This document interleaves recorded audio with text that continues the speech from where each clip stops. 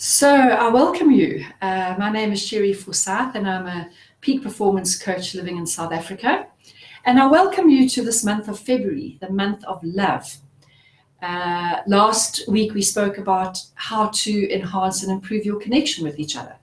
And today what I'm going to be speaking about is Valentine's Day, the history of it, the neuroscience of it, and then also discussing the 4 different kinds of love that we can experience.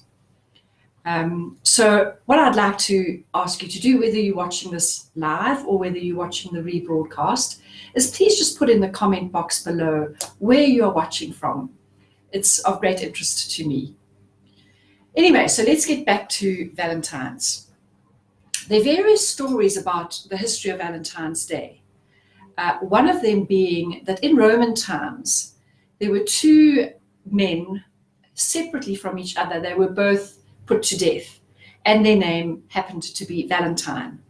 So according to this theory, Valentine's Day is a day that they use annually to commemorate the death of those 2 Valentines. So in fact, that doesn't have much to do with love. The second possible theory is that the Christian church tried to Christianize a pagan festival called Lupercalia, which actually is a fertility festival. And in order to make it a bit more Christian, they changed the name, they made it Valentine's, and that it was about love.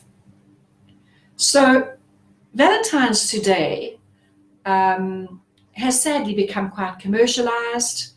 There are lots of expectations, there's gifts, it's a huge, in my opinion, money-making racket, and we've lost the essence of what Valentine's Day should be about, and that is really that it is a day about love.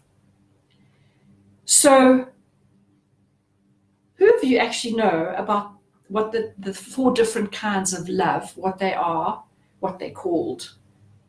If you do, then show your huge intelligence and actually put them down in the box below, in the comment box. But for those of you who don't know, and I was certainly one of them that didn't know, let's start with the first love, which is called Eros love, which is the romantic love. And the first thing I want to say is romantic love shouldn't only be celebrated on Valentine's Day. It should be celebrated throughout the year. Then also to let you know that romantic love is one of the most powerful forces in our world, okay? Romantic love. So this is not a sex drive or sexual love. That drive is something that will drive you to making love with a lot of people. Romantic love is you choose your one and only. Okay, your one and only. So what you are doing is all your effort and all your emotion is invested in one person. And so when that happens, what happens in our bodies, in other words, the neuroscience of love, is that the feel-good hormones of dopamine, of oxytocin, of norepinephrine, they are released. And that leads us to feeling the typical teenage love feelings of sweaty hands, a heart that is fluttering. You can focus only on them, almost like a bit of an obsession. And that is neurochemically based. But also, there's a decrease, even though there's an increase in oxytocin and dopamine, there's a decrease, particularly in men, of the testosterone hormone, which reduces aggression and actually helps men to be far more gentle. So we actually are seeing, when we are in love, we are seeing the world through rose-colored spectacles. And that the rose-colored spectacles are as a result of the chemicals that are released when we are completely in love. So this is the love called Eros, romantic love. And it's the main love that Valentine's Day in the past used to concentrate on. So let's discuss very briefly the 3 other types of love. So the first one is eros, romantic love, which we've discussed. The second one is storge love, okay, spelled Storge. And it really is love of family. It's the love that a parent feels for their children and the other way around. Okay, so storge love is not the romantic partner. This is the love of your family.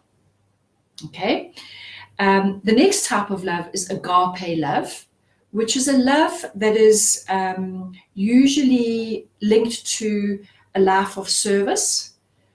You can share agape love with people that you don't know that well. It's a love of huge humility and gentleness. So an example of this would be someone like Mother Teresa and all the work that she did. Okay, and then the last love is filial love, which is the love we feel for friends and family. When we have a huge bond with them, we love to have fun with them, we love to do things with them, we share common interests. And so this filial love is what we feel for our fellow man, our friends and our family. So I would like you to challenge you in this month of love to try and experience all four of the types of love that we have mentioned, and really make a concerted effort to spread the love. My personal feeling is that there's not enough love in this world. People are too driven by other things. And if we can put love at the center of our lives, at the center of what we do, when we're at work, when we're with family, when we're with our beloveds, our world will be a much better place. So that is my challenge to you. See if you can experience all four kinds of love in February: the eros, the storge, the agape, and the filial love. And as always, I thank you for your time in listening to this video. And what we'll be discussing next week, the third week of February, is how in a relationship to make sure that you're having fun together, because that's what bonds you. So thank you.